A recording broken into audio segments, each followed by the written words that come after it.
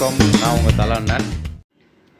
மனோன்மணியம் சுந்தரனார் பல்கலைக்கழகம் ஆன்லைன் இணையவழி தேர்வுமே 2002 தேர்வுக்கான கைட்லைன்ஸ் உங்களுக்கு யூனிவர்சிட்டி கொடுத்த அனைத்து கைட்லைன்ஸுமே உங்களுக்கு பார்ட்டாக நிறைய வீடியோ கொடுத்தாச்சு. இப்போ நாம் கொடுத்துருக்க வீடியோவில் சில மாணவர்களுக்கு நிறைய டவுட் வந்திருக்கு. அந்த டவுட்டை எல்லாத்தையும் ஒரே வீடியோவில் கிளியர் பண்ணிடணும் அப்படிங்கிறதுக்காக தான் இந்த வீடியோ. மாணவர்கள் கமெண்ட் பாக்ஸில் கேட்ட அனைத்து தகவல்களுக்கும் சேர்த்து ஒரே வீடியோ. தலாண்ணன் கற்பவர்களுக்கான கற்பித்தல் தளம். நம்ம சேனலை சப்ஸ்கிரைப் பண்ணாதவங்க சப்ஸ்கிரைப் பண்ணிடுங்க. முதல் கேள்வி மாணவர்கள் கேட்ட கேள்வி, சார் எங்களுடைய பேப்பரை வேல்யூஷன் பண்ணுறதை ஆன்லைனில் நாங்கள் அனுப்புகிற மெயில் வச்சு வேல்யூஷன் பண்ணுவாங்களா, இல்லை நாங்கள் அனுப்புகிற கொரியர் பேப்பரை வச்சு ஆன்சர் வேல்யூ பண்ணுவாங்களா?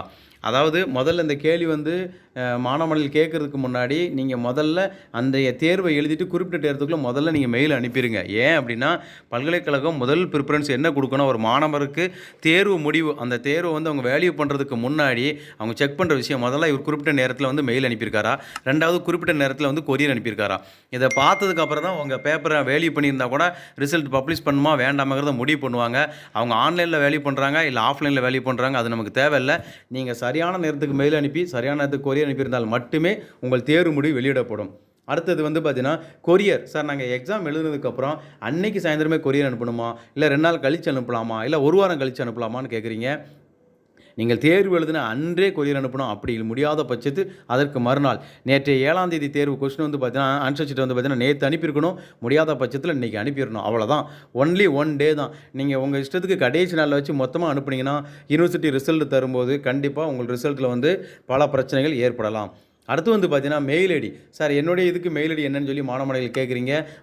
இந்த மாணவர்கள் கன்ஃபியூஸ் ஆகக்கூடாதுக்கு தான் பல்கலைக்கழகம் தெளிவாக ஒவ்வொரு மாணவர்களுடைய ஆன்சர் ஷீட்லையும் பிரிண்ட் பண்ணியிருக்காங்க.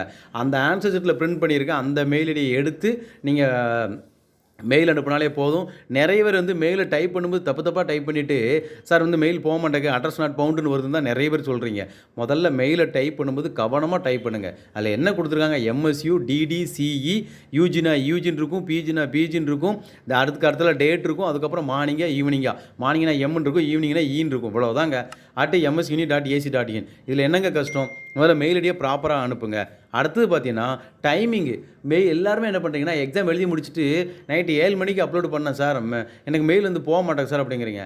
கொடுத்த டைமே 6 மணி தானே. மார்னிங் பேஜில் உள்ளவங்க ஈவினிங் 6 PM கண்டிப்பாக நீங்கள் மெயில் அனுப்பியிருக்கணும். 7 மணிக்கு மெயில் அனுப்பினா எப்படி மெயில் போகும்? கண்டிப்பாக அந்த மெயிலை பிளாக் பண்ணிடுவாங்க. அதுக்கப்புறம் சிங்கிள் மெயில் கூட நீங்கள் அனுப்ப முடியாது. யூனிவர்சிட்டி சர்வர்லாம் பக்காவாக இருக்குது. அதனால் நீங்கள் யூனிவர்சிட்டியை குறை சொல்லாமல் நீங்கள் உங்களுடைய டயத்தை பாருங்கள். காலையில் 10 மணிலேருந்து உங்களுக்கு 6 மணி வரைக்கும் டைம் இருக்குது. கிட்டத்தட்ட 8 மணி நேரம் இருக்குது.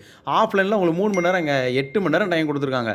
இதுக்கு மேலே பல்கலைக்கழகத்தில் டைம் கொடுக்க முடியாது. அதனால் கரெக்டாக மார்னிங் பேஜ்னா ஈவினிங் 6 o'clock, ஈவினிங் பேஜ்னா நைட்டு 10 மணிக்குள்ளே கண்டிப்பாக குறிப்பிட்ட நேரத்தில் நீங்கள் உங்களுடைய ஆன்சர் ஷீட்டை மெயில் அனுப்பிடுங்க. அடுத்து பார்த்தீங்கன்னா கொஷின் டவுன்லோடு. நான் ஏற்கனவே தெளிவாக சொல்லியிருக்கோம். கொஷின் உங்களுக்கு மார்னிங் பேஜ் 9:30, ஈவினிங் பேஜ் 1:30. இந்த டயத்துலேருந்து கரெக்டாக மேக்ஸிமம் 2 ஹவருக்கு அப்புறம் பார்த்தீங்கன்னா அந்த கொஷின் இருக்காது. அதனால் கூடுமான வரைக்கும் அந்த கொஷினை உடனடியாக நீங்கள் எக்ஸாம் எழுதுறது லேட்டாக எழுதுனா கூட உடனடியாக போய் கொஷினை டவுன்லோட் பண்ணிக்கோங்க. ஏற்கனவே சொல்லியிருக்கேன், உங்களுக்கான அட்டரன்ஸ் பார்த்தீங்கன்னா நீங்கள் ஆன்லைனில் போய் கொஸ்டின் டவுன்லோட் பண்ணுறீங்க பார்த்தீங்களா, அதுதான் உங்களுக்கான அட்டரன்ஸு.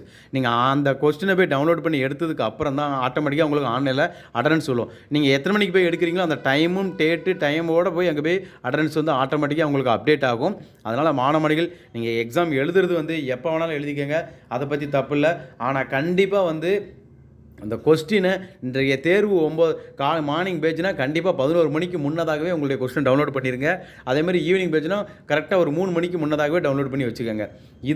இது மாதிரியான நிறைய கேள்விகள் மாணவர்கள் கேட்டே இருக்கீங்க.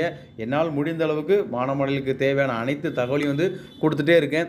இன்னும் ஏதாவது மாணவர்களுக்கு டவுட் இருந்தால், ஆன்லைன் தேர்வு டவுட் இருந்தால் கமெண்ட் பாக்ஸில் தெரிவிங்க. உங்களுக்கான அடுத்த வீடியோ போடுறதுக்கு நான் தயாராக இருக்கேன். நன்றி, வாழ்த்துக்கள், வாழ்க வளமுடன்.